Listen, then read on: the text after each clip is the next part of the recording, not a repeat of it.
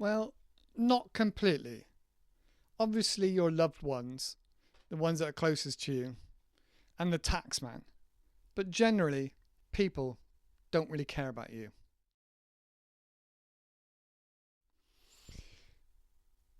But why are people so wrapped up in their own lives? It's interesting that many people have issues with their own lives and sadness with their own lives because they're kind of stuck in a trap, of having to work hard and long and paying for the stuff they don't really want to pay for. But it seems that so many people are just submerged, whether that's financially, whether that's sensorily, but people really struggle to stop and enjoy life for what it is and just be able to be relaxed and happy and free. But they're just constantly submerged in their own little bubble, their own little world. But you might say, well, that's everybody, Paul. Everybody's like that. Not everybody. If you stop for a moment and you have a little look around, you'll see that there are a lot of people that are enjoying being alive. Now, in our country, in this country, in the UK, a lot of people are focused on bringing in the money to pay for the lifestyle they want. But a lot of people don't actually want that lifestyle. They just think that's the norm and that's the only way. But how do you become not submerged, not wrapped up in your own little world? That's some of the hardest questions that you have to ask yourself.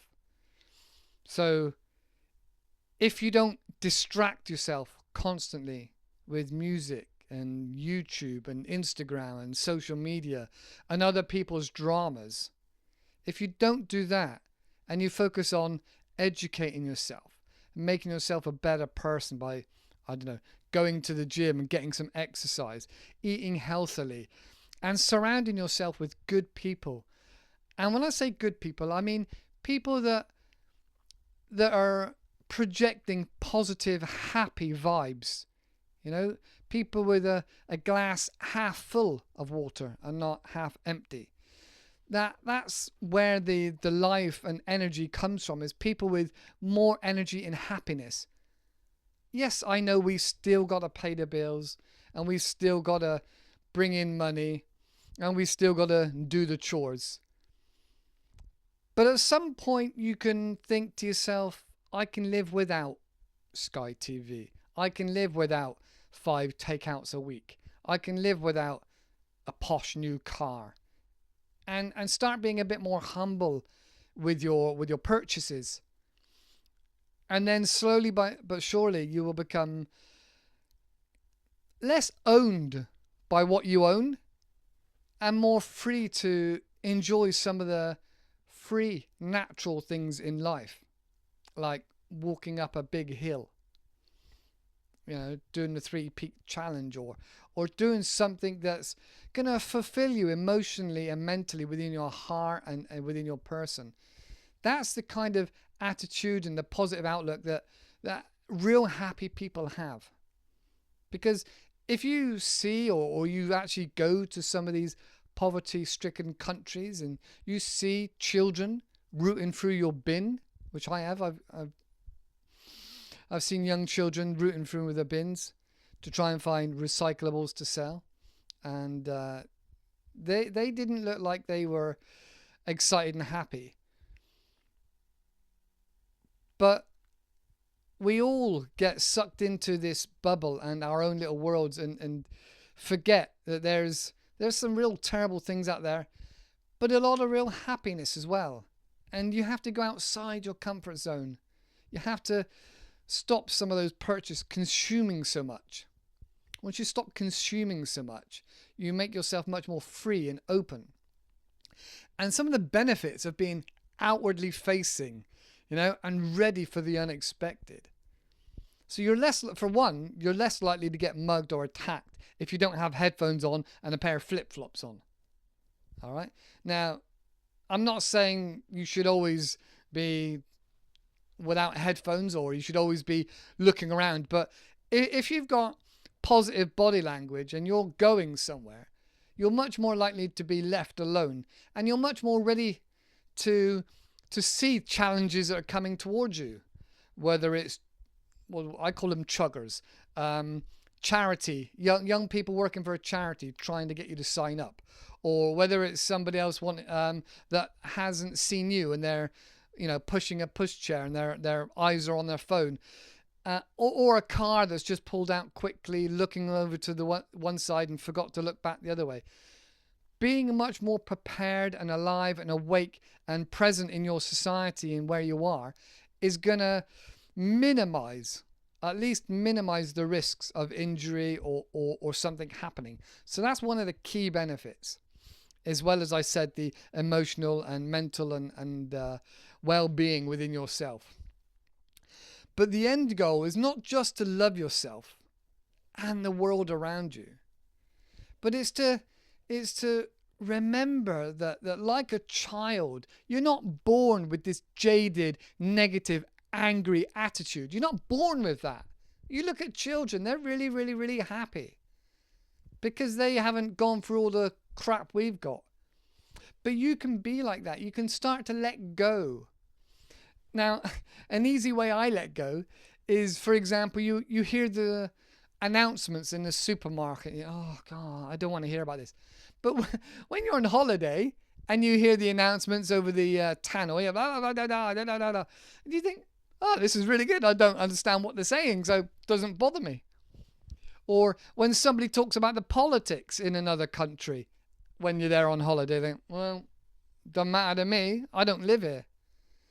It's still the same attitude of letting go. Letting go of that history, that what do we call that? That identity, your identity and your heritage.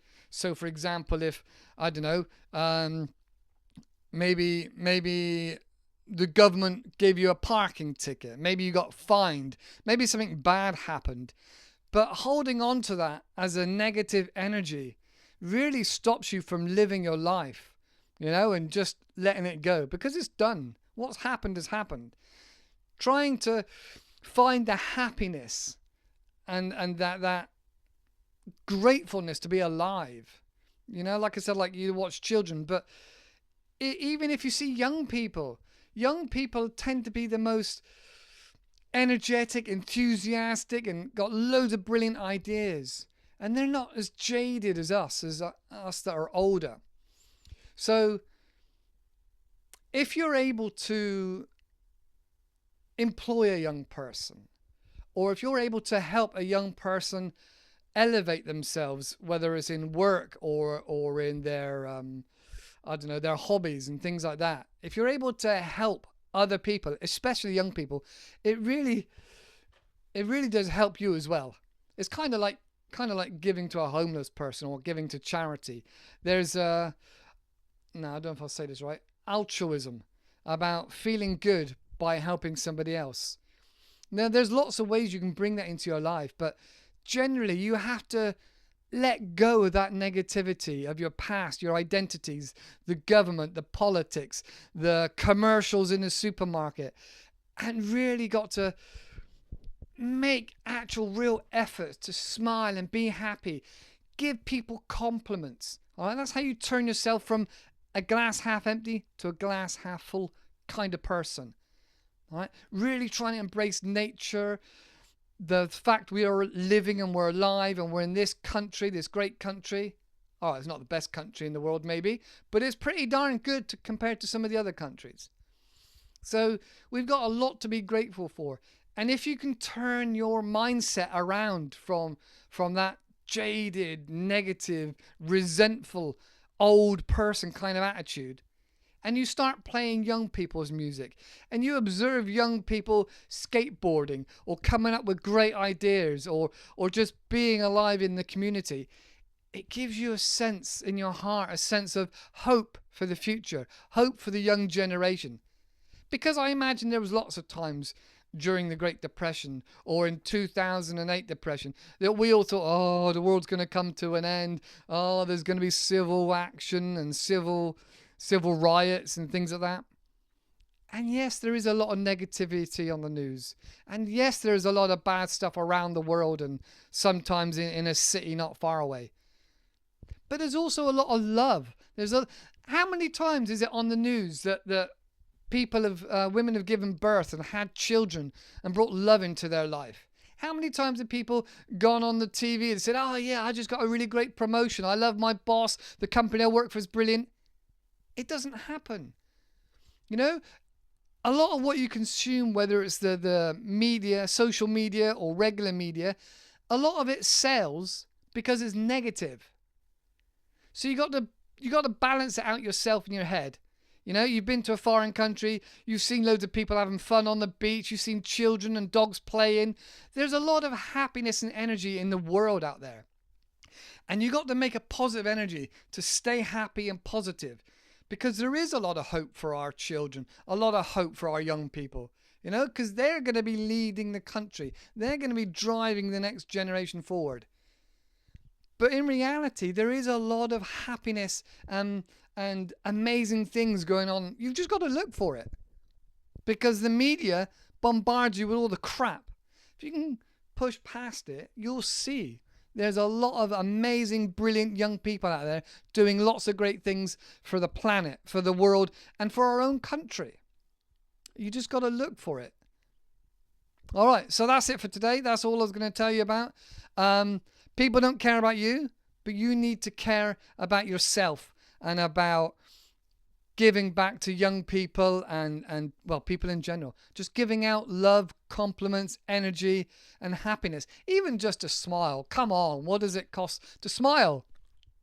You know? It's so natural. So bring some humor, bring some smile, bring some compliments. You know, you want to be that person that helps other people, to elevate other people. Not the person that pushes somebody over the edge and giving them a shit day. So be that happy person. Be that star, that brightness in somebody's day. All right, that's it for now. Love you guys. See you in the next video. Bye-bye for now. Ah, you're still here. Okay. Right. Well, if you're interested in knowing a bit more about me, I do have another YouTube channel, but it's for people learning English, non-native English speaking. And I've been spending a bit of time learning Google Ads and promoting the channel. And specifically, what's the word you got to do? Testing. So I tried out one video and I pumped in some money into that. And I've learned quite a lot. And I had massive amount of views from it. But again, it was sponsored. So I suppose it doesn't really count. But yeah, that's what I've been doing this week. I've been learning about Google Ads. I'm house sitting again, which is great. I'm making plans for the future. But other than that, not a huge amount has changed. Done some more work on the website. I got a website. And I've also got Buy Me a Doffy. Buy Me a Doffy? Doffy? What's a Doffy? BuyMeACoffee.com at Tribal Man Club. So there's a few things happening at the moment, a few changes, but not a lot. So still ticking along. In the next couple of months, I'm going to start investing more and more into promoting that channel. And what I want to do is obviously get it to be self-sustaining and maybe even be able to give me a little bit of money to, you know, help with my finances. Because trying to be a digital nomad is not an easy thing. You've got to do a bit of juggling and being a little bit on the ball of moving things around and seeing what's on special, etc. and things like that. And sometimes you got to do a bit more of what you don't want to do, just so in the future, you know, you can do a bit more of what you do want to do. But that's life, I suppose. Other than that, yeah, I'm really healthy. Things are going well. I'm looking for another challenge. If you've got any ideas for another challenge I can do in this country, I've just done the 3 peaks. I'd like to do something else again, but not sure what yet. If you've got any ideas, let me know in the comments below. All right, that's it for now, and I'll see you in the next one. Take care. Bye-bye.